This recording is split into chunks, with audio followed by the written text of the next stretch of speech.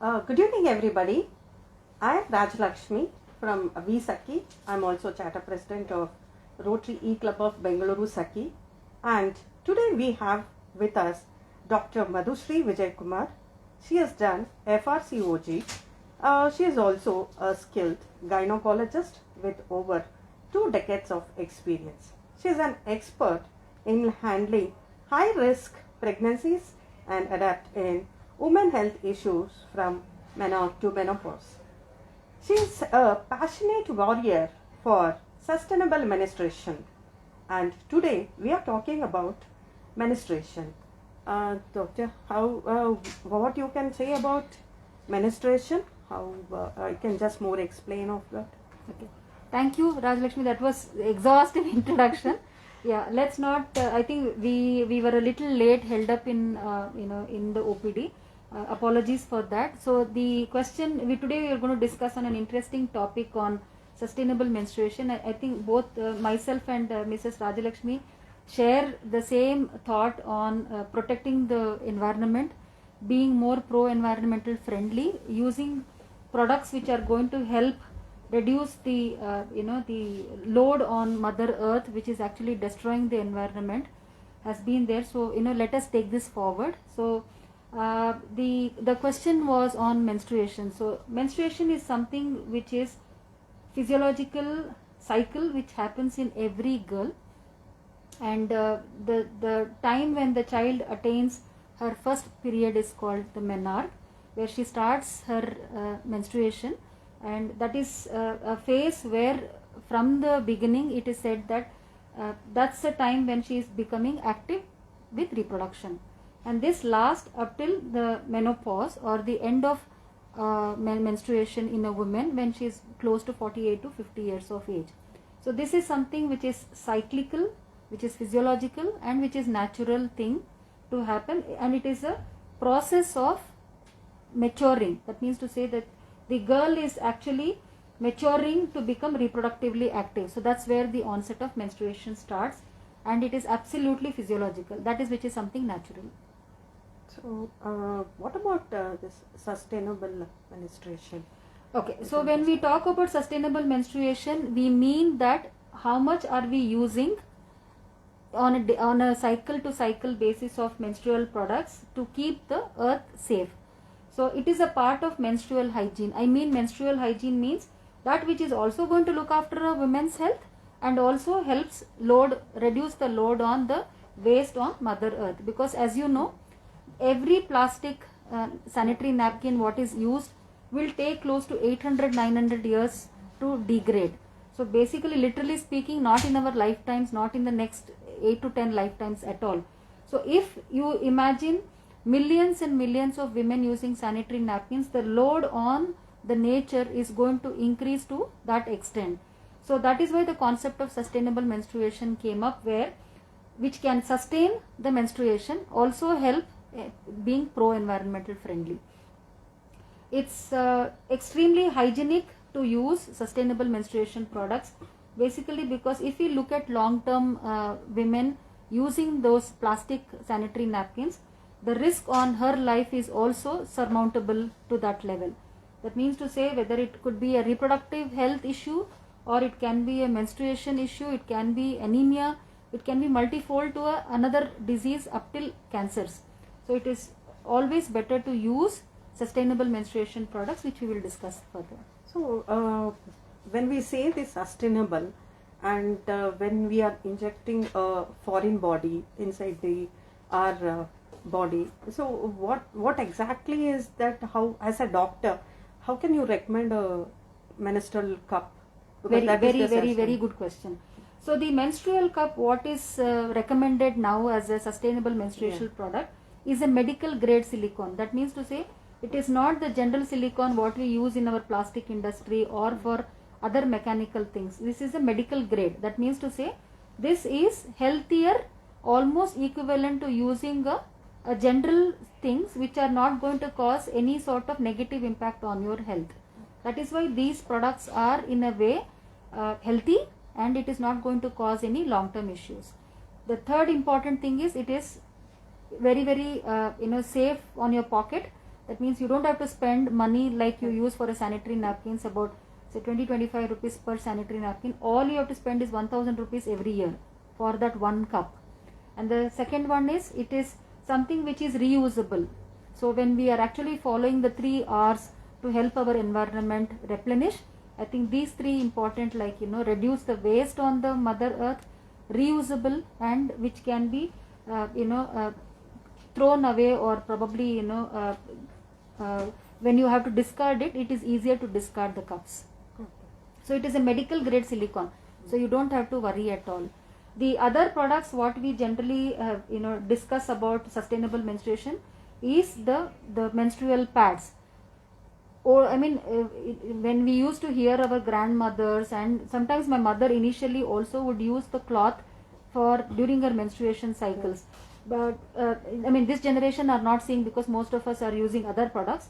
But when I used to see, the grandmothers, they used to hide these clothes in a separate place. They wouldn't keep the cloth outside because they would think what other men or the society people would say, and then that would actually lead to long-term health. But with the clean cloth usage, and you sun dry it, they have very less negative impact on your reproductive health. The third one what I generally recommend as is the menstrual pads or the napkins, or now the lot of products like the Nuva bamboo pads come in, where it is skin friendly, you don't have much skin irritation, and even a teenager who is not happy using menstrual cups can use those pads, which are actually reasonably biodegradable than when compared to the normal plastic sanitary napkins whatever we are getting. The tampons, or what we get it on our over the counter tampons, also is a sustainable menstruation product, but only instruction given is that you have to take it out every 6 hours. Yes, the outer layer does contain plastic material, which can cause a bit of a irritation, tampons, but if you allow it to stay in your vagina for a longer duration of time, can cause concern. But if you remember that it has to be taken out, it is as user friendly as any other menstrual product. Okay. Now coming to the mist. So after sustainable menstruation, touching pickles during menstruation can turn it rotten. So what do you say so about that's I think one of the grandmother's myths, whatever would tell, that when a girl were on a cycle, they would say, no, don't touch the bottle of pickle there, or the pot which has been kept with the pickle, because if you touch it, it may cause it may become rotten. No, it is not true at all, because menstruation, as I told you, is something which is physiological and natural. It should not cause any sort of issues of that. So I've also heard, going to a religious place or visiting a temple, or will make the god and the goddesses unhappy. There are a lot of myths associated, but they're all absolutely untrue, basically because it's an age-old myth. They just wanted women or girls to rest themselves well and not to enter the kitchen. If you say that, they may not listen, so probably, I guess, they would come up with a statement saying, if you go to the kitchen and touch the bottle of pickle, it may get rotten, so you might as well rest in the place. I think if I have to look at it positively in that way, probably they wanted the child to rest. So, and that's why these reasons came. In fact, I remember when I was in childhood, my mother used to make me to sit in the corner, and she used to tell me, you should not touch anything. Correct. And in fact, we were not supposed to go in front of men's. So we were hidden inside. And when we say the cloths also, we were supposed to hide it in the bathroom. Correct. So when we were taking bath, we have to just wash that and put it in that, so that nobody sees. So there would be a separate bathrooms also. Yes. When so, you're on. But I remember when I visited one of my friend's house, so they were literally putting the cloths, everything under the sun. Correct. So I think that is the correct measure. Absolutely. And we as kids, we didn't know anything about these things, because that time the education was not given to us. Correct. It's only when I remember when I came to high school, so these whispers and all, they started giving a knowledge about these things. Correct. It were in the schools. Correct. So I think somewhere the other this taboo is already there in for a long time. It will definitely take at least a generation or two before the girl understands that all these are myths, And no, the other part is probably availability of sanitary napkins were not there in that generation. And now and then good thing for us is the menstrual cups are here with us. The easily disposable menstrual pads and the clothes are there, which are cleaner to use. And as you rightly said, education is an extremely important. You make a girl literate, you make her understand what is something which is natural, and then she goes home and tells her mother, her grandmother, that which is what is a myth, what is normal, what is sustainable menstruation. I think she can educate 2 generations ahead of her that what exactly is the right way forward. So, and when coming to the cleanliness, and how do you think that menstrual cup is gives a safer side? Right. So menstrual hygiene, as you rightly said, is very, very important to protect a girl's or a woman's long-term reproductive outcome. I mean to say that the first part we have discussed already, that using a proper menstrual cloth, if you're using, you have to sun dry it and keep it dry. Otherwise, because sometimes the smell can come out with that when you're keeping it wet and damp, because that is allowing the organism to grow, and then that can cause infection. The second one is, during your menstruation, it is very important that you eat nutritious food, take plenty of water, and then whenever you're washing it, it is always better to wash from the front to back. I think that we have to educate our daughters well, and use plenty of water also to clean yourself. Now coming to the cup, how effective it is to prevent an infection and a long term. Cups are safer, as I told you, it is a medical grade silicone, so it is not going to harm your system. It is not going to cause any trouble with the vagina. But you have to remember that if your flow is heavy, you have to change it every 6 hours. But if your flow is moderate or less in amount, but every 8 hours you need to take it out and clean yourself. Clean yourself, running water basically, make sure everything is clean from the cup, and then you reinsert it back into the vagina, because you will have to get going with your next 6 hours. It is easier to use as long as you have some water being there. But yes, if a woman is in trekking, as you are right, as you do, and then you're in one of those mountains where water is not available freely and you are on your periods, a menstrual cup is still okay, but whatever little available water is there, you can wash it and then you can reinsert the cup again. So it is safer to use cups than any other method, if that is okay with you. Yeah. So coming back to myths, I remember that elders keep saying that women should not sleep in the bed while she is menstruating. Women should not Sleep on the bed on the bed. Okay, yeah. while yeah. menstruating. Is it how safe it is? Well, it is fine. I mean, as long as the child is safe in the environment, you have provided her a good aerated room, good ventilated room, and she has a separate bed for herself where she wants to become independent, it's fine. If not, if you are used to keeping the child next to you, and as a mother you want your daughter next to you, that is also fine. But it is a myth that she should not be put on the bed but put on a grass or this thing. That's a myth. Why are you making it difficult for the child, isn't it? You have to make it more comfortable for her. But it is, in case if she is independent child, she wants to sleep on her own, sleep in a separate good aerated room, ventilated room, and she has a bed on her own, okay, let her. But it is a myth that she should not sleep on the bed. Yeah. Usually in the villages, I have heard that some villages, though, they keep out of the Correct. Totally out of the village. Yeah. So they have made their own setups, huts and all. And whenever these girls menstruate, they are sent there so that they have to take care of themselves there. Correct, In fact, I think even I have heard after childbirth, they immediately after the childbirth from the hospital they go directly to the hut. And I in fact remembered people saying that those people are they have to cook their own food, they have to take care of their own kid, the newborn kid, Baby. including taking bath or feeding, cooking, everything to them. Yeah, So how does Well, that I think it's cruelty. I don't know. This is my take on that. I think it's cruelty that you are actually allowing the child who is menstruating, who needs you at the right moment at that time, because you want that child to rejuvenate well, eat well, drink well at that moment, and you're sending her away into an outreach hut or a community where she's allowed to do everything on her own. She will be scared. So as a young child. So I think this is one of those customs and traditions which has to go away.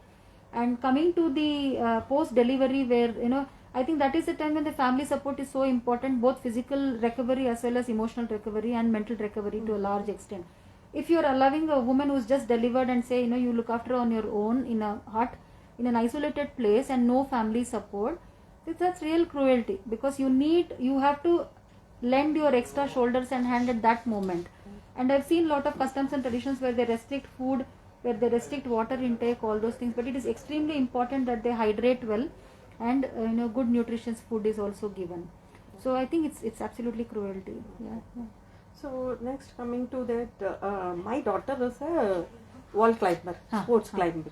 So she keeps climbing, going for practice, everything.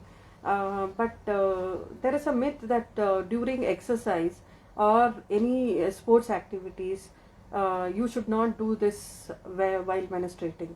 But for my daughter, I have not told her anything. I have told her to go and do regular things, but not the heavy things. So what do you say about this? I agree with you completely. There's no second thought about it.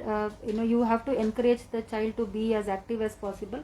I'm not expecting any sort of major concerns with the health during menstrual cycle, because it is as normal. As long as the child is not anemic, or a girl is not anemic, or she's not having heavy menstrual bleeding, you should encourage all sports activities if she can do. I also tell those who are swimmers, they can use a menstrual cup and go to swim. There's no restrictions, it's not mandatory that they have to restrict their physical activity. If they are happy, let them do. So you can. That's good that even when I do the trekking, so sometimes what happens is I organize it, so I cannot cancel. Correct. I have to go because it's something I cannot cancel and say that professional give this. Yes. It will not be a professionalism. So I usually go, but only thing is I manage. Somehow I manage. What about if only thing is if we have a pain, then there is a trouble. Correct. Otherwise, I think it is easy to go and do all. Yeah, absolutely. Things. So as I told you, women trekkers are on a rise now. Yeah. And when they're on the mountains, there is a possibility that she may menstruate. Correct. But I think encouraging everybody to use a sustainable product like menstrual cup is a easier way forward. And yes, I think most of the time when we trek, we do carry some sort of painkillers on the way. And helping yourself out rather than suffering through will definitely will help to cross the zenith. Yeah, in fact, because of water deficiency and all, what I do is I carry pads, and that is also sustainable pads. Right. Yeah. So I get it back. Correct. Actually, it's from the mountains. Very, very important that whatever you have used it, get it back. You shouldn't throw it on the mountains. Correct. Get it back and put it in a safe environment where they have to be disposed, rather than disposing left, right and center here and there. Yes, it is very important. Yeah. So there is a myth saying that if we intercourse during the menstrual, it is not good. So what do you? Yeah, I mean, it's up to us. It's up to women to decide or to take a call on whether you are okay to have intercourse or not okay. The reason being, only thing is. Women should understand that they can still get pregnant when they are menstruating and having sex, because on day 6 or day 7 sometimes there is a possibility of egg release that towards the fag end of their cycle, and there is, in case if you have an unprotected act, the pregnancy is always a chance. Coming to the possibility of infection, having intercourse during periods, well, it all depends on your personal hygiene. If you are not hygienic enough, or if your partner is not hygienic enough and is already carrying an infection, yes, because there is a blood, there is a good source of, it's a good media for infection. But that does not mean that when you are having periods, do not have intercourse. No, it's up to individual choices. As a couple, if you are happy to have it, you can go ahead and do it. Okay. What do you say? Female weapon PMS or PMSing is real? I don't know about much about this. Yeah, so premenstrual symptoms, what we say, can be happening with most of the teenagers when they are having their periods, plus going through this pandemic, and then who are stressed out with their exams most of the time online. I am seeing a lot of them having severe premenstrual symptoms. The reason being they are homebound, they are they have to let out their emotions somewhere. The emotional aspect of premenstrual symptoms, I'm seeing them a lot nowadays, but that which is something which is naturally seen and 80 to 90% of the time are manageable. Okay. So premenstrual symptoms can be ranging from physical symptoms like breast pain, lower abdominal cramps, bloating sensation, not focusing, less concentration, to emotional symptoms of being excessively teary, clingy daughters, they want more support from you. They get irritable, they get frustrated, angry. Sometimes the anger and temper tantrums could be so much that there will be interpersonal problems between say couples or mothers and daughters. It can be variety, and the presentations can be huge, profound. So severe premenstrual symptoms, if you think it is coming on your day-to-day activities and you're not able to manage other things, I think you will need help. Either you put them on a very mild antidepressants, should help them on a long-term basis. I think emotional support and telling them this is something which is natural itself will be reassuring for the women. But if it is becoming severe, you definitely have to differentiate between a severe premenstrual symptom with a premenstrual dysmorphic disorder, what a psychiatrist only can help in that moment. If you think it's becoming more and more subjective, that means to say the symptoms are becoming profound, that she's not able to manage her day-to-day activities, I think you should seek help. I think now teenagers are more prone to this premature symptoms. Yeah, so because they are going to lot of stress about Correct. exams Correct. and classes, Correct. and especially this COVID, they are sitting at home and they are not able to manage Absolutely. their studies Yeah. because it's all online. Correct. So I think somewhere this has to be educated to the Correct. teenagers Correct. also. So I think one that you have to reassure that this is something which is natural. Yeah. You'll have to probably get accustomed to the pandemic, the way the online classes are going on. You are there 24/7 in the same place. There is no let out for you. The symptoms are going to get aggravated, but you have to be there for your daughter or for your wife to say this is something normal, this is something natural, just support. But in case if you think it's severe, I think you should seek help. Okay. Coming to next, the use of tampons often causes toxic shock symptoms. Yeah. So what exactly is this? Yeah, so what happened was few years back, and now also, I mean in my 2 decades of practice I have not seen a TSS. Okay. Toxic shock syndrome is that when you have left a tampon and you have forgotten, you have left it there, can cause infection in the vagina, can lead to symptoms inside your entire body, or what we call as systemic inflammation. That can lead you to shock and death. So that's why we always tell, remember that you have tampon inside, because if somebody who is using double method, like I usually discourage them not to put a tampon as well as the pad, because most of the time we change the pad but we forget the tampon. So we do tell them to try and avoid the double methods. But toxic shock syndrome, concisely to mention, is that if you have left a tampon inside and you have forgotten about it, it can cause systemic symptoms. That's why it's always advisable. But not every tampon will cause TSS. No, it's only those who have you have forgotten. But yes, you have to remember that it can cause, and that you have to change it every 6 hours. That is very true. Yeah. People have to remember that. They have to remember there's something inside. Yeah, Absolutely. something inside. Yes. Because whatever I felt while using menstrual cups yeah. and tampons, we don't feel like that too, when we have used already the pads for very long years. Correct. Now suddenly we have changed it to this. Correct. Then we feel that we don't have any periods Right. other than the pains. Right. So that is where I think we should be careful We should on be careful. that. Yes. Next, coming to this, you cannot swim during periods.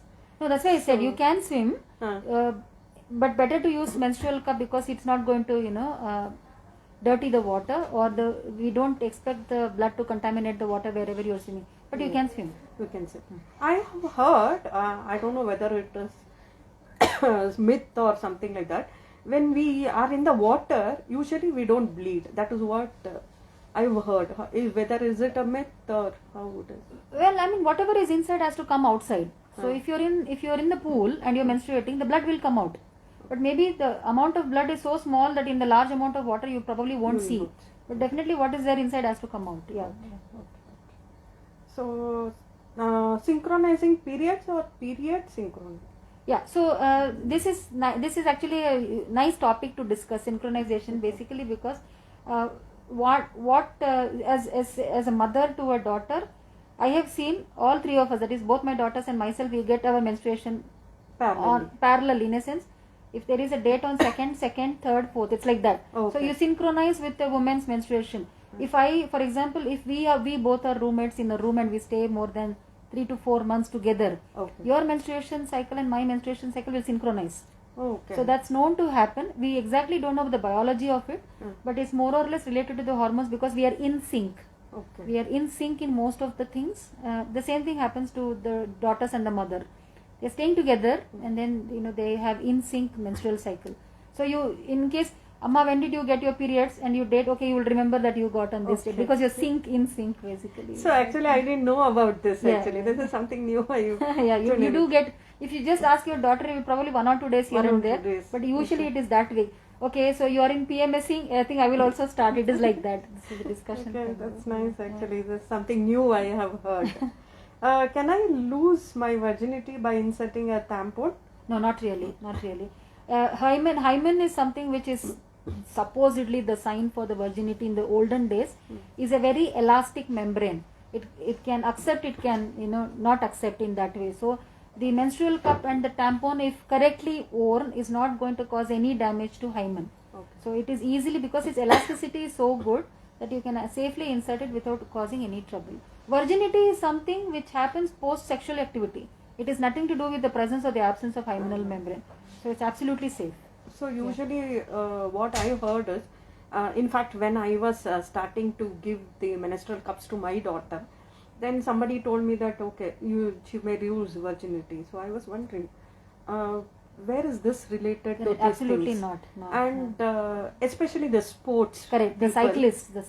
Everybody, when they start doing sports activities, invariably, yes. the hymen will release. Yeah, of course, somewhere or the other it gets. Correct. So I think this It's a big myth. It's a very big myth that virginity goes off with all these activities. Absolutely. And it's something that say they are not impure and such things. No. Yeah. So that's an next strategies to combat menstruation related myths. Any other? Well, I think education, as we rightly discussed, I think education is extremely important. Not only the sexual education or just the education about the adolescence and the menstrual health. I think openly discussing in forums like this, openly discussing in schools, and the students should become more compatible discussing such issues in the school with their respective teachers and peers, and having a natural conversation even with the boys in your school gang will actually help you reduce these myths and taboos associated. This is something natural. When a boy can say that I masturbate, the girl talking about menstruation shouldn't be a big deal. I think we should allow more forums like this to discuss freely, and easy communication, and inform that your other groups as well, that dissemination of information about the menstrual hygiene is very important to protect her long-term reproductive outcome. I mean to say that this is something physiological. You discuss it openly rather than keeping everything under shutters will allow all these myths and taboos to go away.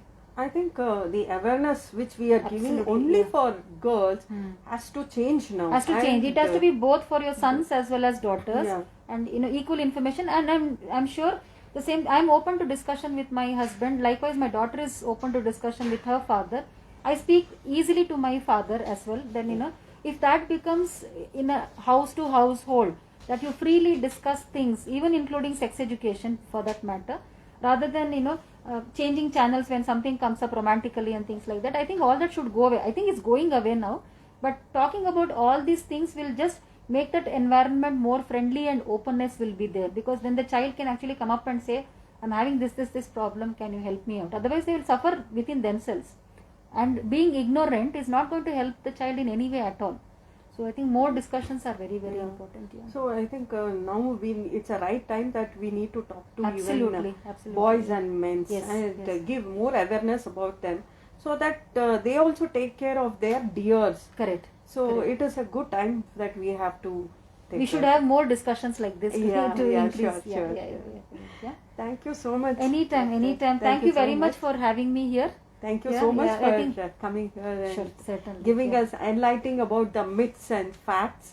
So thank you so much. Thank you so much. Have a safe evening. Safe Please stay evening. safe and healthy. Thank Yeah, you very much. safe. Yeah.